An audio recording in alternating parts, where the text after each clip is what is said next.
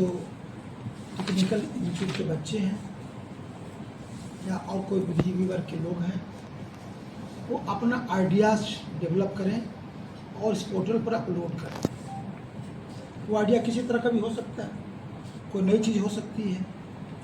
तो इसके लिए एक पोर्टल लॉन्च किया गया है आज ही। जितने अधिक से अधिक बच्चे या हमारे टेक्निकल पर्सन्स या बुद्धिजीवी वर्ग नया आइडियाज़ देंगे, उसमें से हम लोग सरकार के द्वारा, विभाग के द्वारा सेलेक्ट किया जाएगा और उसमें 1000 लोगों को सिलेक्शन के बाद उनको प्राइज भी दिया जाएगा।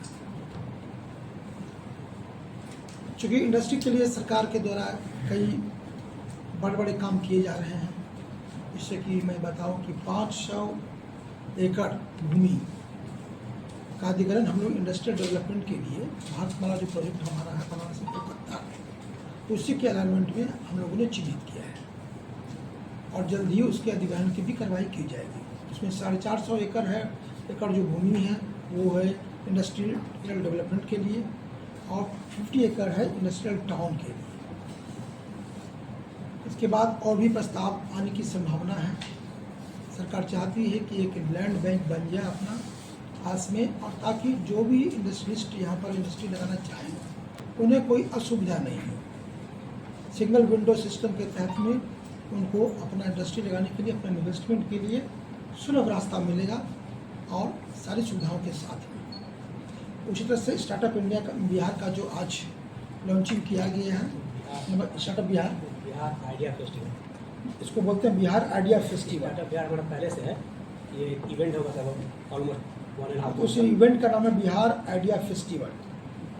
ये आज लॉन्च किया गया है।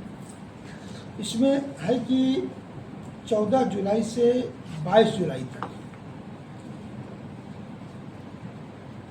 इसमें online interaction between colleges and youth के साथ में किया जाएगा। एक प्री इवेंट होगा, जस्ट लाइक एक अवेयरनेस के लिए हम लोग IITI में जा करके, पॉलिटेक्निक में जा करके, न्यू कॉलेज में जा करके बच्चों को बताएंगे इसके बारे में और उनको कहेंगे कि आप आइडिया डेवलप करके इस पोर्टल पर अपना अपलोड करो।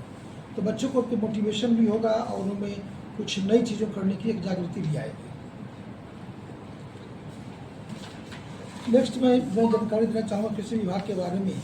चूँकि हमारा ये जो जिला है कृषि प्रधान जिला है, 60% हमारा सिंचित इलाका है और धान की खेती भी यहाँ पर बहुत अच्छी होती है।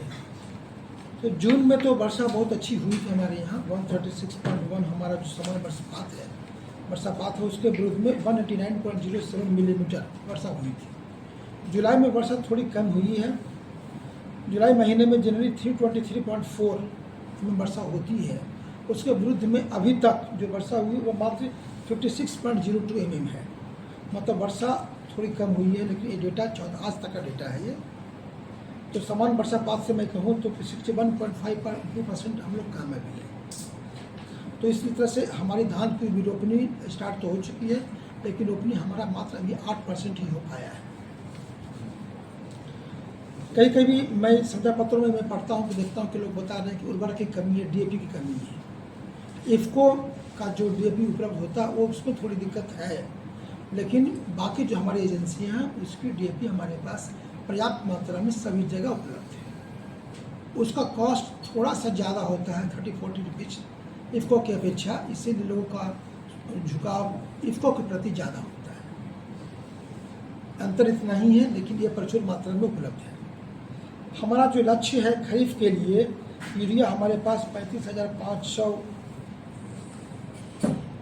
टन होना चाहिए, लेकिन जो कि हमारे पास में अभी 10,747 है।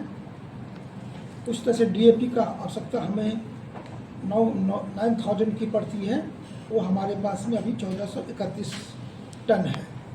इसी हिसाब से बाकी भी जो NPK, APS, SSP, MOP ये सब भी हमारे पास में पर्याप्त मात्रा में उपलब्ध है। खरीफ बीज वितरण जो करते हैं वो हम लोगों ने 1676 क्विंटल 9,774 किसानों के बीच में वितरित कर दिया है।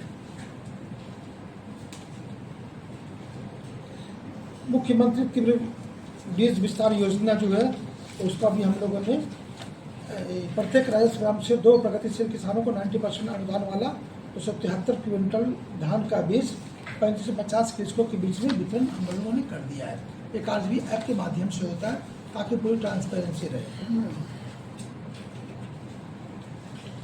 बीच में जो हमारा सीएमआर था उसकी अधिप्राप्ति बंद हो गई थी, उसका सीएमआर प्राप्त करना बंद हो गया था चूँकि गवर्नमेंट ऑफ इंडिया के द्वारा उस पर जाँच की जा रही थी। जाँच हो चुकी है और हमारे पैक्स में पर्याप्त धान उपलब्ध हैं। अब उसका भी हमारा सीएमआर प्राप्त करना स्टार्ट हो गया है।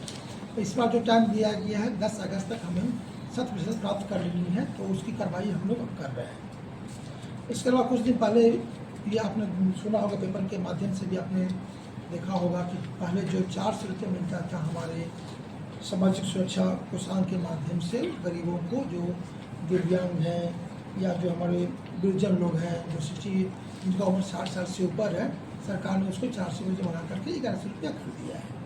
तो इससे हमारे लगभग 3.25 लाख लोग हैं जिससे इस जिला में जिनको इसका फ़ायदा मिल रहा है। और 11 जुलाई को सरकार के द्वारा पहली किस्त जारी भी कर दी गई है और नेक्स्ट मंथ से प्रत्येक महीना के 10 तारीख को उनके अकाउंट में राशि चली जाएगी। क्या तारीख को जाएगी सर? 10 प्रत्येक महीना के 10 तारीख को उनके अकाउंट में राशि चली जाएगी। चूँकि डीबीटी के माध्यम से होता है, सभी के अकाउंट में चला जाता है। दिव्यांगजनों को हम लोग जो देते हैं, बैटरी चालित ट्राईसाइकिल देते हैं, कृत्रिम अंग एवं विशेष उपकरण देते हैं, उनका UDID कार्ड बनवा देते हैं। और जो लोग 60% से जिनका भी विकलांगता अधिक होती है उनको ही हम लोग बैटरी चालित ट्राईसाइकिल देते हैं। तो अभी जितने भी लोग हमारे पास हैं लगभग लोगों को हम लोगों ने दे दिया है। कभी कभी जिनको नहीं है और आते हैं तो हम लोगों को भी उपलब्ध करा देते हैं। इसलिए हमारी तरफ से इसमें भी कहीं कोई दिक्कत नहीं है कि लोगों को जो भी इसके लाभ है उनको ये चीज़ें प्राप्त हो जा रही हैं।